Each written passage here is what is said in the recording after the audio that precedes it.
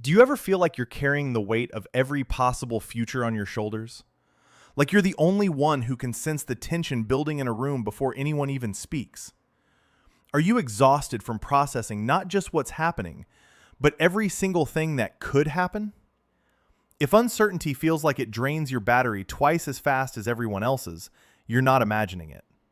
Your nervous system is built differently. While others scroll past the news without a second thought, you're absorbing it all. The collective anxiety, the unanswered questions, the endless what-ifs. And here's the thing. Your brain processes those hypothetical futures with the same intensity as actual reality. That's what I call the high-resolution tax. Here's what this looks like in real time. You get a message from your manager that just says, "Hey, do you have 5 minutes to chat?" No context, no agenda, just that. A non-sensitive person might think, "Sure, probably just a quick check-in," and go back to what they were doing. But you? Your brain immediately starts running simulations. Is it about the project? Did I miss something? Are they unhappy with my work? Is this about layoffs? Within seconds, you've mentally rehearsed 15 different versions of that conversation, calculated the likelihood of each outcome, and your heart rate has already increased. All before you even respond to the message. That's the high-resolution tax in action. Does that sound familiar? Drop a yes in the comments if you've already run 10 simulations of your day before you even finished your first cup of coffee. And today, we're going to explore why highly sensitive people burn out faster during uncertain times, and what you can actually do about it. Why highly sensitive people process uncertainty differently. The DOES framework. So why does uncertainty hit highly sensitive people so much harder? It comes down to how your brain is wired. Dr. Elaine Aron, who pioneered research on high sensitivity, identified 4 key traits that explain this difference. She calls it the DOES framework, and understanding it is the first step to making sense of your experience. The D stands for depth of processing. When uncertainty hits, you're analyzing every scenario, every angle, every possible outcome. While someone else might briefly worry about job security and move on, you're running mental simulations of budget cuts, worst-case scenarios, backup plans, and the emotional impact on everyone involved. And here's the critical part. Your brain literally doesn't have a shallow processing mode. It processes hypothetical futures with the same neurological intensity as actual reality. That hypothetical layoff conversation you rehearsed 15 times? Your nervous system experienced the stress of all 15 versions. If you've ever been told you overthink everything, this is why. Your brain treats imagined futures as present moment threats. The O is for overstimulation. Your nervous system is like a cup that's already 3/4 full before the day starts. Add uncertainty, news alerts, shifting plans, everyone's stress, and it overflows. You're processing stimuli that others don't even register. And when that cup overflows, even the smallest sensory input becomes unbearable. We'll talk about that in a moment. The E stands for emotional reactivity and empathy. You don't just feel your own anxiety, you absorb everyone else's too. When you scroll social media and see collective panic, your nervous system responds as if it's your own. When your coworker mentions layoff worries, you feel that in your body. If you've ever left a conversation feeling drained even though you barely spoke, this is your emotional antenna working overtime. The S is for sensing the subtle.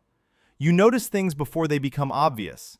The shift in your manager's tone, the tension in your partner's shoulders, the instability in the air when everyone else thinks things are fine.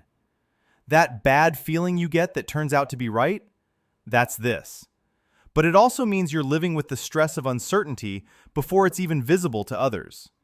I want to know, what's the most recent bad feeling you had that turned out to be 100% right? Let's validate those instincts in the comments. Here's the critical part.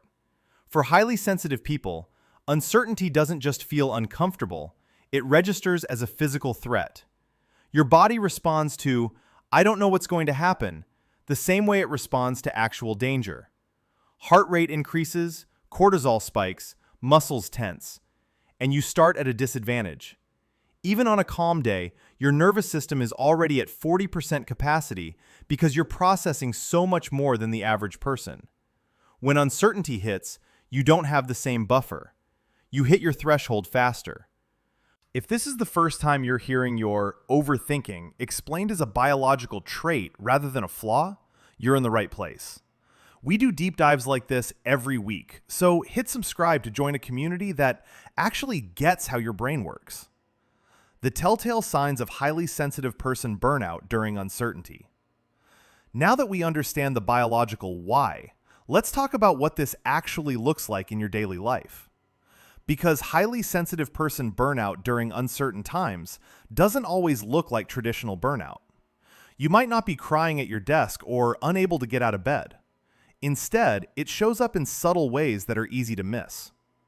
The first sign is sudden sensory irritability. Things that normally wouldn't bother you become unbearable. Remember that cup we talked about? The one that's already 3/4 full before your day even starts? During uncertain times, it's overflowing. So when you're sitting in your living room trying to decompress after a day of absorbing everyone's stress about budget cuts, even the smallest sensory input becomes the drop that spills everything over. The refrigerator humming in the kitchen, the same hum it always makes, suddenly feels like a siren going off in your skull. Your partner breathing next to you on the couch sounds deafening. You want to snap at them to breathe quieter, which you know is irrational, but you can't help it. When your cup is already spilling over from processing uncertainty, there's no capacity left to filter out background noise. Next is decision fatigue. Even small choices feel overwhelming. What to eat for lunch becomes a 10-minute internal debate. Your brain is working overtime trying to solve the unsolvable problem of uncertainty, so it has nothing left for daily choices. Then there's emotional flatness. You're going through the motions on autopilot. Conversations feel like you're watching yourself from the outside. Things that used to bring joy don't register anymore. This is your nervous system's protective shutdown. When it can't process any more input, it stops feeling. Here's a big one: the pattern-seeking loop. You find yourself constantly trying to solve the uncertainty through mental analysis. Does this sound familiar? It's 2 a.m. and you have 47 browser tabs open. You're researching economic forecasts, reading Reddit threads, comparing job markets, trying to find the one piece of information that will make everything clear. But uncertainty can't be solved. It can only be tolerated. You're stuck in this exhausting loop that never reaches resolution. You're trying to think your way out of a feeling problem. Be honest. What's the highest number of browser tabs you've had open during a late-night uncertainty spiral? No judgment here. Physical exhaustion despite no major events is another sign. Think of it like this. Your brain is a laptop running high-end video editing software in the background. The fan is spinning, the battery is draining, the processor is working overtime. But when someone looks at the screen, it appears blank. That's you. Your brain has been running marathon-level cognitive activity while your body sat still, and no one can see the work being done. You might also notice withdrawal from people and activities that normally recharge you. You cancel plans. You avoid conversations. But isolation often makes this worse because you're left alone with all that processing. And then there's empathy burnout. A friend venting feels like carrying a backpack full of rocks. You can't be the emotional support person right now because your own cup is empty. This doesn't make you selfish. It makes you human. If you felt even one of these signs lately, hit the like button. It helps this video reach other sensitive people who are currently wondering why they're so exhausted. Now, let's move into how you actually protect your energy. Your quick start protocol for uncertain times. Here's what you need to understand. Your nervous system requires different battery management during uncertain times. This isn't a weakness, it's a design feature.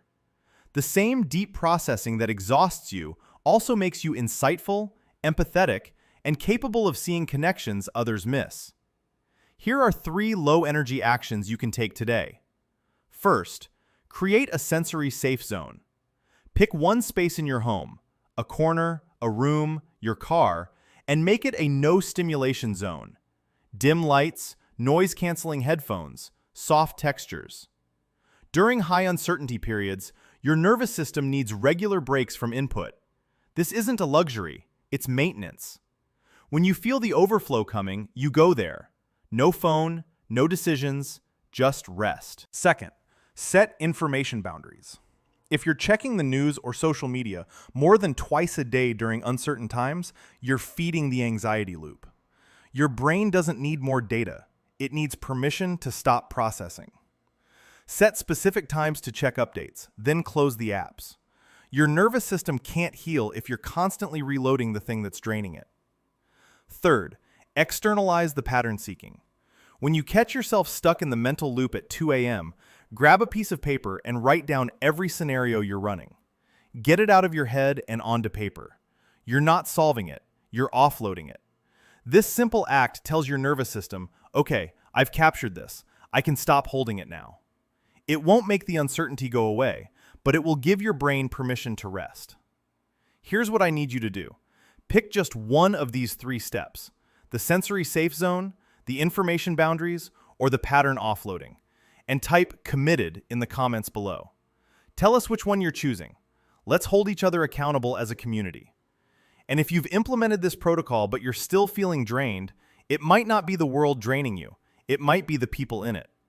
I've created a guide on setting boundaries as a highly sensitive person, and you should watch that next. Don't forget to subscribe for more content. As always, thanks for watching.